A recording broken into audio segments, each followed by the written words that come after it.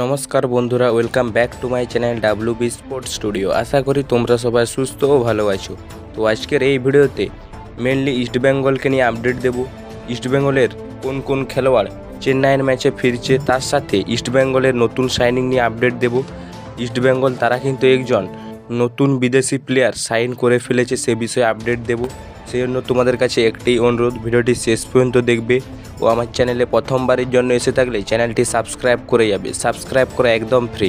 প্রথমেই যদি কথা বলি সাউল ক্রেসপো এবং রাকিবকে নিয়ে, সাউল ক্রেসপো এবং রাকিব দুজনেই কিন্তু পুরো ফিট, বল পায়ে অনুশীলন করেছেন গতকাল দুজনেই। যা সম্ভাবনা চেন্নাইয়ের বিরুদ্ধে ম্যাচে দুজনেই অ্যাভেলেবেল থাকবেন, যেটা বাড়তি শক্তি বাড়াবে ইস্টবেঙ্গলে। তো সাউল ক্রেসপো এবং মোহাম্মদ রাকিব দুজনেই কিন্তু অনুশীলন করছেন এবং আশা করা যাচ্ছে চেন্নাইয়ের ম্যাচে দুজনেই অ্যাভেলেবেল থাকবেন, যেটি কিন্তু বড় সুখবর ইস্টবেঙ্গলের জন্য। তারপরেই যদি আমরা কথা বলি আনোয়ার আলীকে নিয়ে, তো দেখো আনোয়ার আলী তিনি কিন্তু চোটের কারণে দীর্ঘ কয়েকদিন ধরেই অনুশীলনে নেই।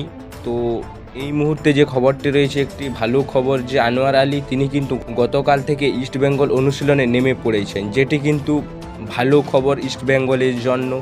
তো মেনলি আজকের ভিডিওটি খুবই সুখবর ইস্টবেঙ্গলের জন্য, সব আপডেটই কিন্তু পজিটিভ। ভিডিওটি এগোনোর আগে তোমাদের কাছে একটি অনুরোধ, যারা ভিডিও দেখছো চ্যানেলটি অবশ্যই সাবস্ক্রাইব করে যাবে। সাবস্ক্রাইব করা একদম ফ্রি। তো এর পরের যে আপডেটটা দেব একটি বড় আপডেট, যে তার সাথে আরও এক ভালো খবর, যে এই মুহূর্তে যে খবরটি শোনা যাচ্ছে চেন্নাইয়ের বিরুদ্ধে ম্যাচে ক্লেটনকে কিন্তু ইঞ্জেকশন দিয়ে খেলানোর পরিকল্পনা চলছে ইস্টবেঙ্গল। তবে দেখা যাক এ বিষয়ে কি হয়। তো ইঞ্জেকশন নিয়ে কিন্তু ক্লেটন খেলতে চান এমন একটি খবর বেরিয়ে এসেছে।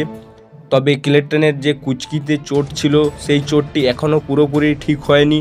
তবে যা শোনা যাচ্ছে ক্লেটন চাইছেন তিনি ইঞ্জেকশন নিয়ে কিন্তু চেন্নাইয়ের ম্যাচে খেলবেন। তো চেন্নাইয়ের বিরুদ্ধে সাউল, মোহাম্মদ রাকিব এবং ক্লেটন ফিল্ডে অনেকটাই শক্তি বাড়বে ইস্টবেঙ্গল, এটা বলা যেতে পারে। তবে চেন্নাইয়ের বিরুদ্ধে কীরকম পরিকল্পনা করে অস্কার ব্রুজো, এটাই এখন দেখার। কেননা সাউল ক্রেসপোকে প্রথম একাদশে রাখবেন কিনা এ বিষয়ে একটি প্রশ্নচিহ্ন থাকছে। তবে সাউল কতটা ফিট তা দেখেই কিন্তু জানা যাবে চেন্নাইয়ের ম্যাচে সাউল প্রথম একাদশে থাকবেন কিনা। এই ম্যাচটা জিতলে প্রথম ছয়ের যে আশাটা সেটি কিন্তু অব্যাহত থাকবে। তবে প্রথম ছয়ে ইস্টবেঙ্গল যেতে পারবে কিনা এই মুহূর্তে আমার পার্সোনালি একটি প্রশ্নচিহ্ন রয়েছে। তবে প্রতিটি ম্যাচ জিততেই হবে কিন্তু ইস্টবেঙ্গলকে, তারা যদি প্রথম ছয়ে যায়। এক নতুন সাইনিংও করে ফেলেছে, তো সে বিষয়ে আপডেট দেব। এই মুহূর্তে ইস্টবেঙ্গল অনেক খেলোয়াড়ই কিন্তু এই মুহূর্তে চোটগ্রস্ত। তো সেখান থেকে তাদের ডিফেন্ডার হিজাজি তিনিও কিন্তু চোটের জন্য পুরো সিজন আউট হয়ে গেছেন। তো এই মুহূর্তে যে খবরটি রয়েছে একটি খুবই কনফার্ম আপডেট, যে ইস্টবেঙ্গলের নতুন বিদেশি কিন্তু সই নিয়ে এই মুহূর্তে যে খবরটি রয়েছে, তোমরা এই খবরটি কনফার্মভাবে ধরে রাখতে পারো যে ইস্টবেঙ্গল তারা কিন্তু যা শোনা যাচ্ছে একটি প্লেয়ার সাইন করে ফেলেছে, একটি প্লেয়ারকে কিন্তু সই করে ফেলেছে। সম্ভবত প্লেয়ারটি আফ্রিকার এক খেলোয়াড়, যিনি কিনা ক্যামেরুনের প্লেয়ার হওয়ার চান্স বেশি আছে। এই মুহূর্তে যা খবরটি রয়েছে প্লেয়ারটি সম্ভবত ক্যামেরুনের প্লেয়ার, হিজাজির পরিবর্তে এই খেলোয়াড়কে সই করলো, এটা পুরোপুরি কনফার্ম। তবে যতক্ষণ না প্লেয়ারটির নাম ঘোষণা হচ্ছে ততক্ষণ পর্যন্ত প্লেয়ারটির নাম জানা সম্ভব নয়। তবে খুব তাড়াতাড়ি নাম ঘোষণা করা হবে ইস্টবেঙ্গলের পক্ষ থেকে, তারপরেই সকলেই জানতে পারবে প্লেয়ারটি কে। তো ইস্টবেঙ্গল তারা কিন্তু একজন ক্যামেরুনের প্লেয়ারকে হিজাজির পরিবর্তে সাইন করিয়ে ফেললো, এটা তোমরা 100% কনফার্মভাবে ধরে রাখতে পারো। তো আজকের এই ভিডিওটি এই পর্যন্তই ছিল।